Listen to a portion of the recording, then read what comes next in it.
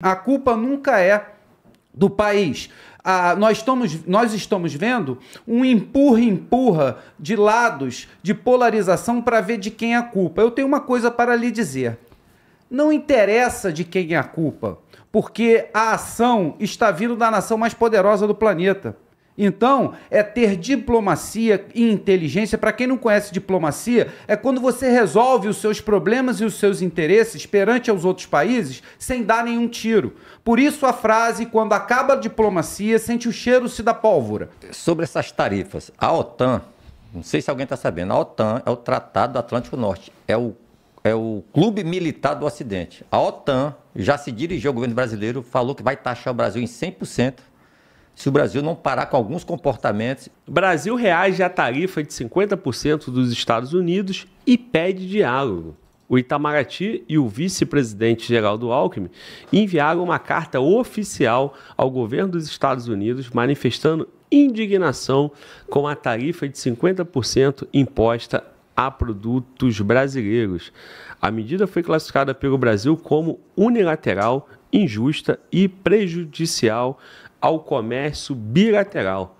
O documento afirma que essa tarifa ameaça setores estratégicos das duas economias e rompe com a tradição de parceria comercial entre os países.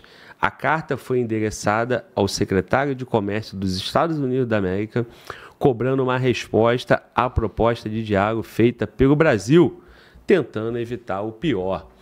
Bom, senhores, taxação, guerra comercial, tarifaço do Trump, seja lá o nome que nós vamos dar para esse evento, digamos, geopolítico, né? Brasil foi taxado pelo Trump, já repercutimos isso, Júlio Roque e Miquélis aqui, Carcará não, Carcará está participando hoje. E o Brasil, o Lula seguiu um processo de orgulho brasileiro, soberania, tentou surfar isso politicamente, fez piada, fez gracinha, falou da jabuticaba, usou a cartilha Lula, né? Ele botou a cartilha Lula para funcionar. E aí, quem entra em cena? Geraldo Alckmin. E o Itamaraty, e se reúne com os empresários, e isso e aquilo. Ontem a repercussão era que o Brasil tinha recuado. Agora nós temos aí uma manifestação de indignação. Carcará, Lula baixou o tom e tentou negociar ou ele está usando a única carta possível que ele tem? E aquele tom mais elevado foi só para poder tentar surfar e aproveitar um pouquinho do suco político ao favor dele? Vamos lá. Sobre o Lula negociar. O Lula não está negociando pelo seguinte motivo. O Trump não atende o Lula. Por que quem está lá o Alckmin e não é ele? Porque o Trump fala assim, com esse camarada eu não quero papo, não quero diálogo. Me desrespeitou, fica fazendo lacração para o público dele, lacração durante a cimeira dos BRICS. Pô, cara, tudo que um chefe de Estado não deve fazer perante um órgão internacional, uma autoridade internacional, o protocolo presidencial, o Lula quebra. Ele quebra como se estivesse brincando assim, achando que o Trump é um amigo dele de bar, é um cara do sindicato. E nisso vai provocando a maior autoridade planetária, militar, econômica, política e tudo que você imaginar. O cara, o dono das tecnologias que movimenta o comércio mundial. Aí ele mandou uma carta. Essa luta do Brasil, as pessoas não estão entendendo. É que o Trump não respondeu a carta. Simples assim.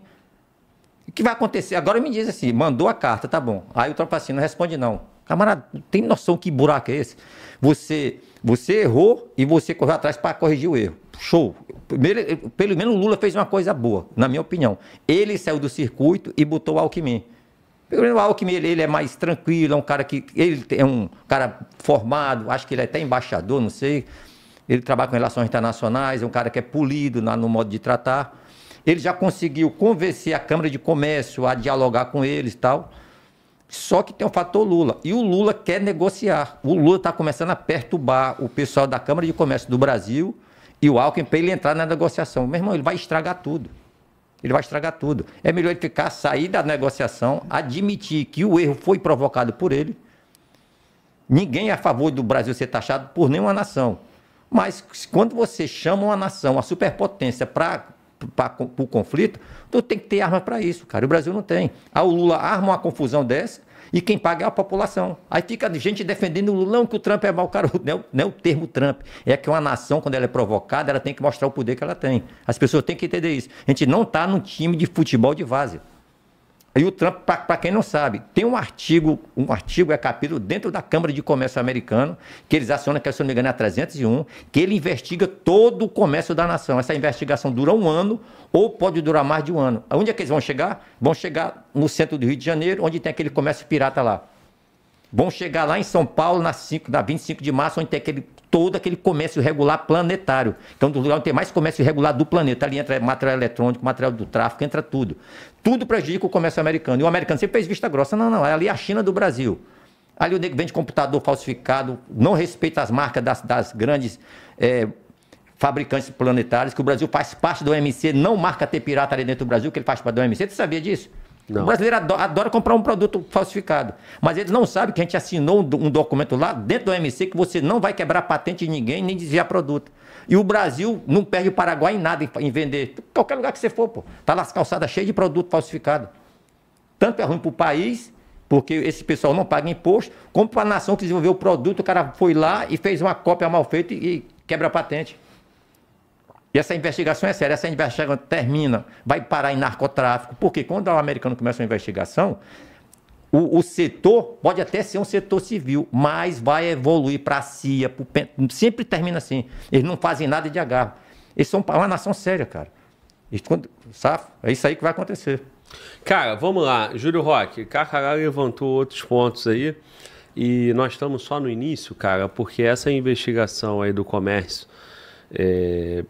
no Brasil pode gerar outras consequências. Nós temos diversos... O pessoal no chat está dando destaque aqui para uma notícia que repercutiu bastante hoje, é que o Trump disse que vai acabar com o Pix, e então tem várias consequências que nós podemos abordar aqui também. E assim, eu volto a reforçar, né? O Brasil baixou o tom, o Lula baixou o tom.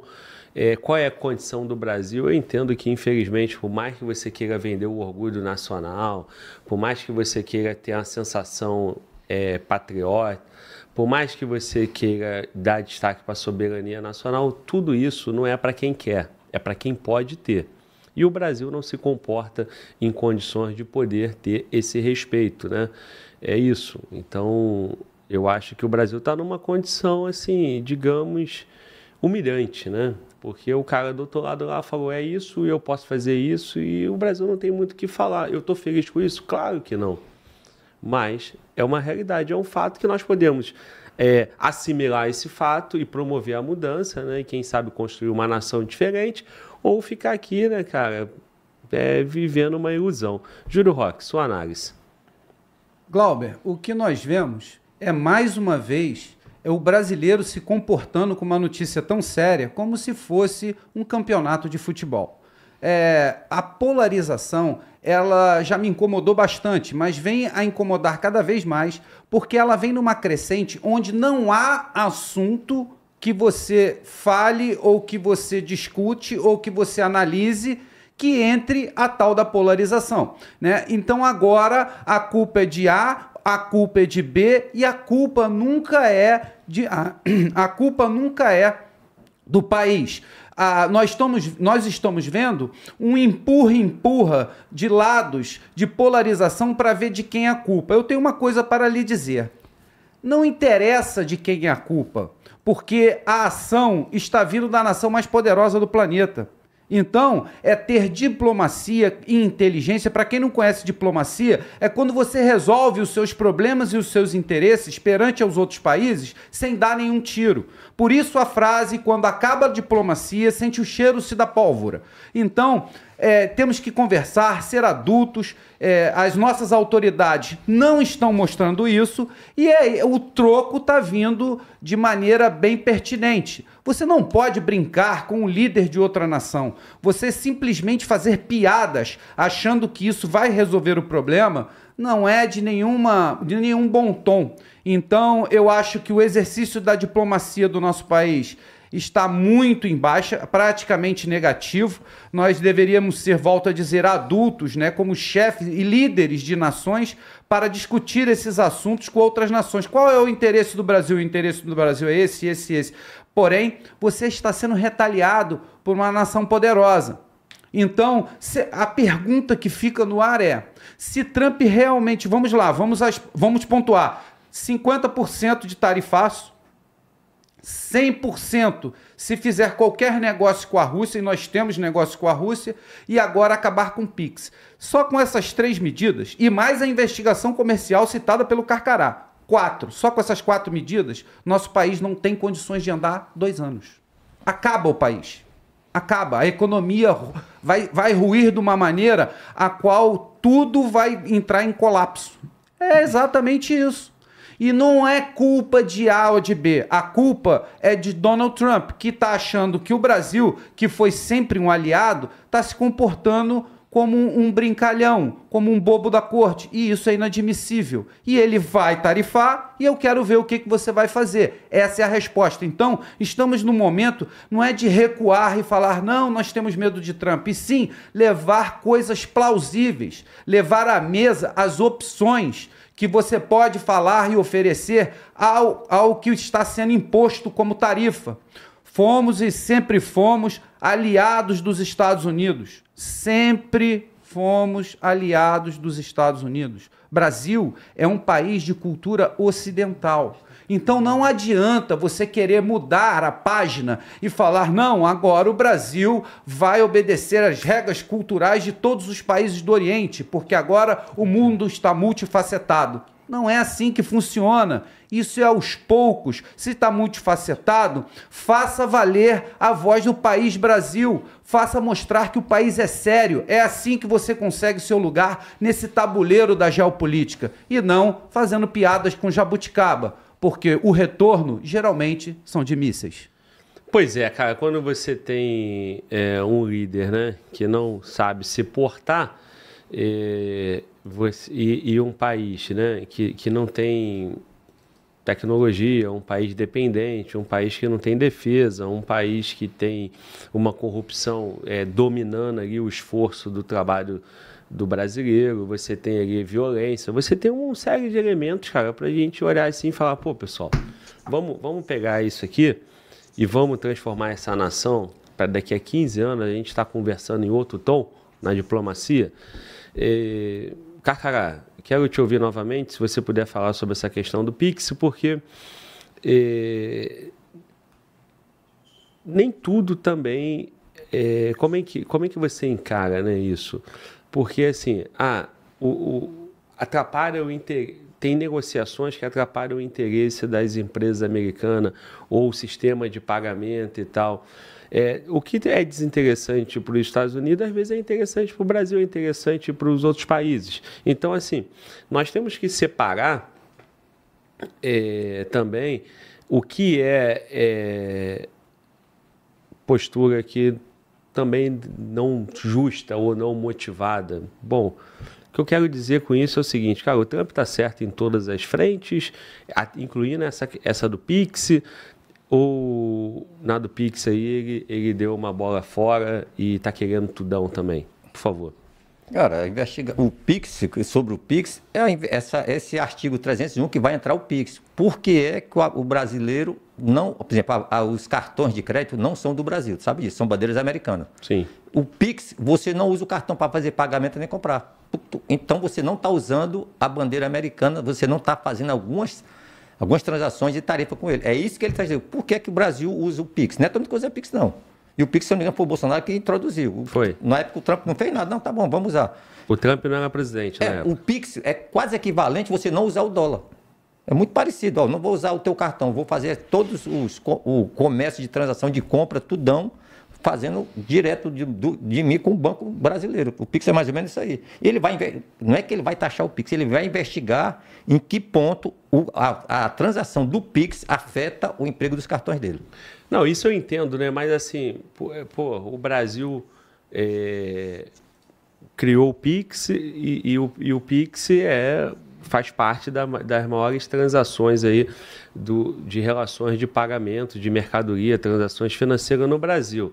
Certamente, as empresas de cartão de crédito tiveram perderam receita, né? Muito. Mas e aí, cara? E aí, qual é o interesse? O interesse é o brasileiro pagar menos taxa e poder fazer uma transação mais rápida, ou é a empresa americana? Então, assim, é esse ponto que eu quero colocar com os senhores, porque senão tudo que vem de lá, porra, faz sentido. Também não é assim, né?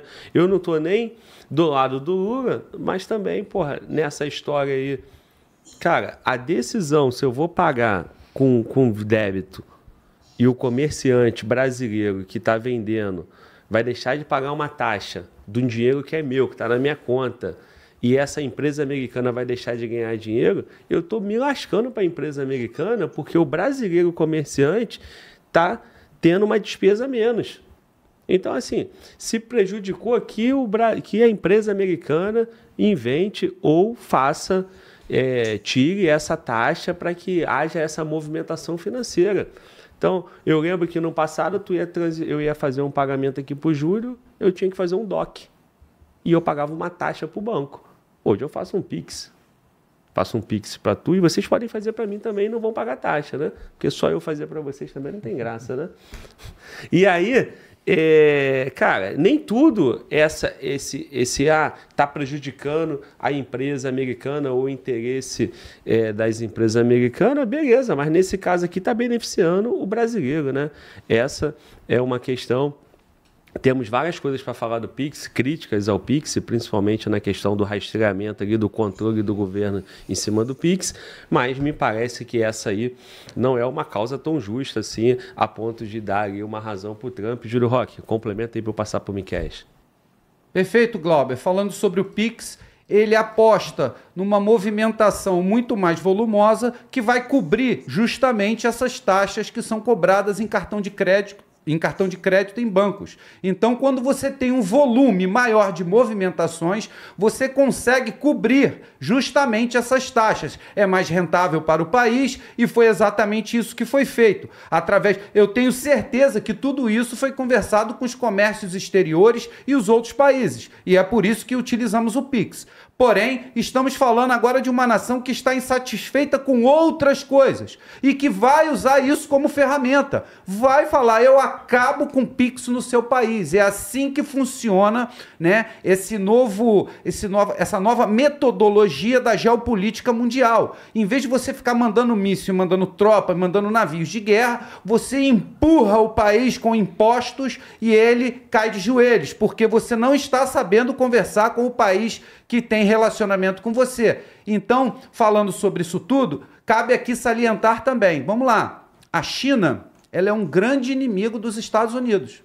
Acabou de aceitar um acordo com os Estados Unidos e as taxações contra a China vão baixar. É assim que funciona. Não tem essa de bater no peito e falar que somos nação soberana se a gente não tem esse know-how. Essa é a verdade. A verdade seja dita, a China é uma potência econômica planetária, como diz o Carcará. E nem por isso, e sendo inimigo dos Estados Unidos, e nem por isso rejeitou de sentar à mesa como dois grandes players e conversaram entre si, entraram num acordo e agora a taxação contra a China vai baixar. E tenho mais para falar. A Índia também aceitou um acordo gigantesco com os Estados Unidos. Então, o que eu estou vendo é o BRICS, né, que tão famoso e tão falado na internet, perdeu aí, não perdeu os candidatos, né, os membros, mas perdeu grande parte desse volume que era alocado para girar somente dentro do BRICS. E entra os Estados Unidos impondo essas tarifas e esse sistema de tarifaço, e dois grandes países do BRICS sentam à mesa e fazem acordo, China e Índia. Então, Brasil, aprenda com os grandes, China e Índia. Sente, faça um acordo que seja bom para os brasileiros. Muito bom, Júlio Roque. Ô, Miquel, sua análise, meu irmão, quero te ouvir. Glauber, são 3 Bs nessa história. Bolsonaro, Big Tech e BRICS. Esses são os 3 grandes pontos que chamam a atenção do Trump para fazer tudo o que ele está fazendo. A questão toda é que todas as justificativas que ele vai dar não são para o Brasil, não são para convencer o brasileiro, são para convencer os próprios americanos, é para convencer o Congresso americano, é para convencer a Câmara de Comércio americana. Porque, veja bem, quando o Trump taxa o produto brasileiro, ele dificulta a nossa exportação, mas ele também dificulta a importação da indústria americana que quer a matéria-prima brasileira. Então, quando ele age dessa maneira, ele quer defender uma parte dos interesses americanos, mas que afeta também a indústria americana, que não pode se ver aí sem receber tudo que eles estão acostumados do Brasil. Então, para isso, ele vai criar uma grande narrativa, ele vai buscar diversos argumentos para validar as suas ações.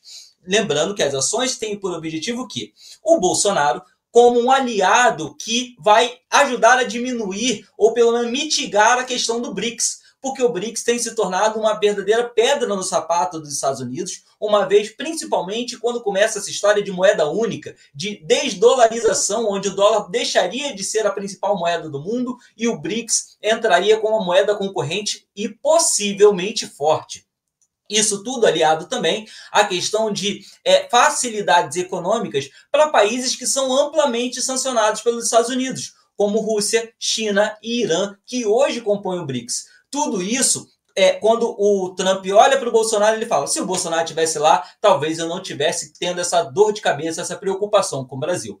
Não bastasse isso, quando eu falo de Big Techs, nós temos o seguinte, a atuação do STF na tentativa de frear, regulamentar as redes sociais, de mandar sanções contra redes sociais americanas, tudo isso incomoda demais o presidente Trump.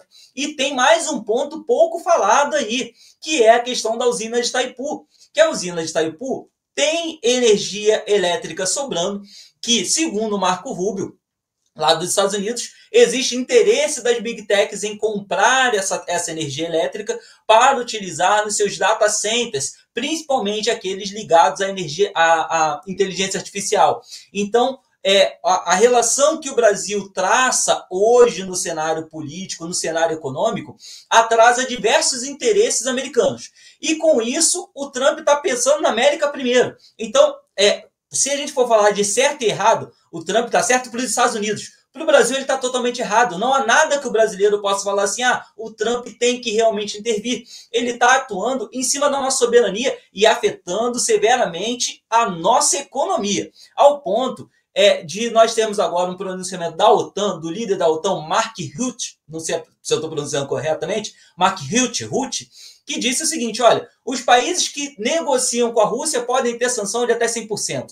E agora, há cerca de 2 minutos, eu vi uma outra notícia que o Trump teria dito em sancionar o Brasil em até 500% de taxa por conta de petróleo russo. Então, existe uma série de fatores, mas que estão girando em torno disso. Bolsonaro, Big Techs e BRICS. Sendo que o Bolsonaro é o elemento que ajudaria a proteger as Big Techs no Brasil e distanciar o Brasil do BRICS. Então, tudo vai girar em torno disso e todo o discurso, o uso da seção 301 para investigar dia 25 de março, investigar o PIX, investigar supostas tarifas desleais, onde o Brasil favoreceria México e Índia contra os Estados Unidos, tudo isso é para justificar para os próprios americanos as sanções que ele está impondo ao Brasil que atrapalham uma parte da indústria americana que precisa dos nossos produtos. Então, é uma série de fatores que não dá para trabalhar de maneira isolada.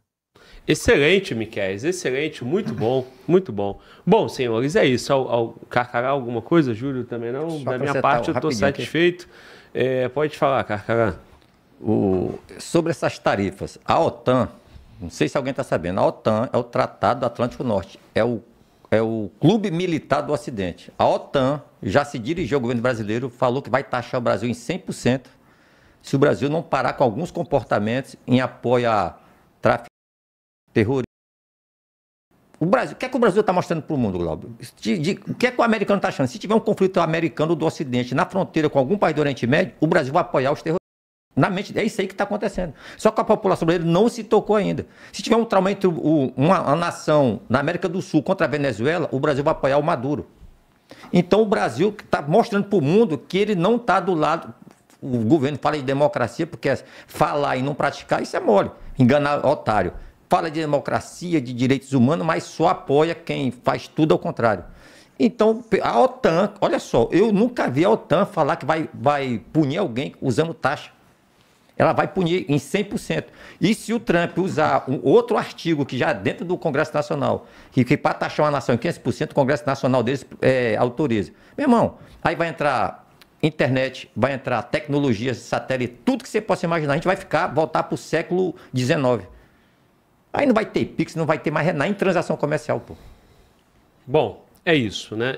Parece que essa situação que o Carcará complementou aí a nossa notícia, a OTAN deu 50 dias para o Brasil, né? O Brasil é o principal ali, exportador, né? Importador, melhor. Importador do óleo russo, né? Então, vai ter que... É como se o Brasil estivesse financiando o esforço de guerra da Rússia, né? O mesmo serve para a China, né? Mas no nosso caso, isso vai ter que ser tratado aí na postura do Brasil. A produtora está me sinalizando que o Miquel pediu para falar, então vamos lá, Miquel, por favor, complemente.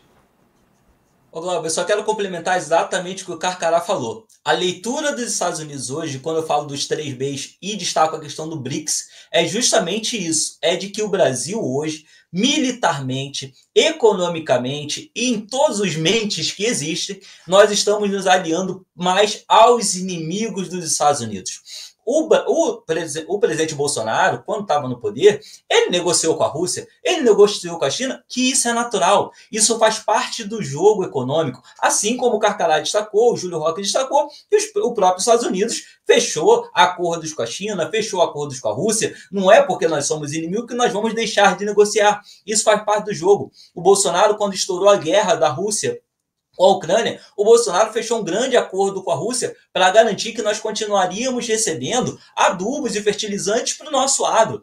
Tudo isso, a questão econômica, é o que menos pesa nessa história toda, Glauber. O que preocupa aos Estados Unidos é quando eles olham a proximidade que o BRICS está criando para além da questão econômica, quando nós aceitamos navios iranianos em solo brasileiro. Quando nós entregamos uma rodovia que vai cortar do nosso país de um ponto a outro, ligando um oceano a outro, de um lado a outro da América Latina, nós entregamos essa rota estratégica à China. Quando os Estados Unidos observa essa proximidade, essa entrada desses países no Brasil, isso sim gera uma preocupação que vai ser repercutida no campo econômico. Os Estados Unidos poderia, se fossem outros países, talvez no país do Oriente Médio, um país da África, assumindo a mesma postura do Brasil, nós teríamos os Estados Unidos atuando militarmente lá. O Brasil, pelo passado histórico nosso de diplomacia, pela nossa negociação, pelo nosso posicionamento, os Estados Unidos ainda está tentando um alinhamento mais no campo econômico, no campo diplomático. Mas eu relembro que em 1964 nós tínhamos um cenário muito parecido, onde o governo brasileiro estava se aliando ao outro bloco econômico, ao outro bloco político, à esquerda da União Soviética, estava tendo um diálogo muito forte ali, e os Estados Unidos estavam literalmente se preparando para fazer uma intervenção militar no Brasil para manter a democracia e a paz. Sempre lembro, entre aspas, porque os interesses dos Estados Unidos não estão ligados necessariamente à democracia e paz. Só não aconteceu porque os nossos militares deram um golpe de Estado naquela época. Estou defendendo um golpe de Estado aqui? Não! Deixo claro isso. Eu não sou a favor de um golpe de Estado. Estou narrando um fato histórico. 1964. A Marinha Americana já estava posicionada para intervir no Brasil caso o golpe militar dos militares brasileiros falhasse. E o cenário hoje está muito parecido. Não temos mais uma perspectiva de golpe no Brasil, mas os Estados Unidos percebem esse alinhamento, essa mudança ideológica, essa mudança política, essa mudança talvez até militar, que preocupa de ter um país desse tamanho, como é o Brasil, um país com esse potencial econômico, servindo aos interesses dos inimigos militares dos Estados Unidos. E aí eles estão repercutindo ainda economicamente. mas não podemos descartar a questão militar, como nós tivemos em 64.